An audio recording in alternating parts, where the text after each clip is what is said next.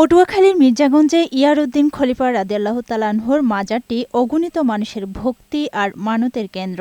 দেশের নানা প্রান্ত থেকে আসা মানুষ ভক্তিভরে ব্যক্তিগত চাওয়া পূরণে সাধ্যমতো দান করেন মাজারের দানবাক্সে। সরল বিশ্বাসে দান করা মানুষের এই টাকা হাতিয়ে নিচ্ছে সিন্ডিকেট। কর্তৃপক্ষের হিসাব মতে দেশের বিভিন্ন অঞ্চল জুড়ে রয়েছে প্রায় ৪৪,০০০ দানবাক্স। তবে বাস্তবে এর সংখ্যা আরও কয়েক গুণ। বাক্সগুলো ১৫০ জন ব্যক্তির কাছে ইজারা আছে, কিন্তু তদারকি না থাকায় দরবারের হিসেব রক্ষকের নেতৃত্বে ধীরে ধীরে গড়ে ওঠে একটি শক্তিশালী সিন্ডিকেট। অনুমতির বাইরে আরও বহু বাক্স বসিয়ে কোটি কোটি টাকা হাতিয়ে নিচ্ছে তারা।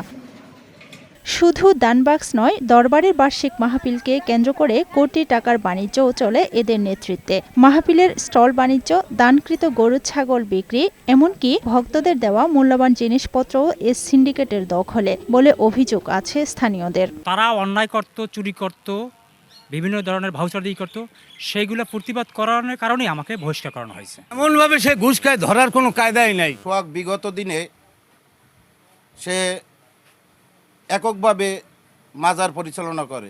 আমরা চাই দরবারটা যাতে সুষ্ঠুভাবে চলে। মাজার সেক্রেটারি জানান, বিষয়টি গুরুত্বের সাথে দেখা হচ্ছে। দায়ীদের বিরুদ্ধে আইনানুগ ব্যবস্থা নেওয়া হবে। কর্মচারীর বিরুদ্ধে তাৎক্ষণিক যে সিদ্ধান্ত নিয়েছি যে তাকে সাময়িক বরখাস্ত করা হয়েছে এবং মাজার কমিটির পক্ষ থেকে একটা তদন্ত টিম কাজ করছে এই বিষয়টা সত্যতা যাচাইয়ের জন্য। এটা যদি সত্যতা আমরা পাই, অবশ্যই তাকে পার্মানেন্টলি স্যাক করা হবে।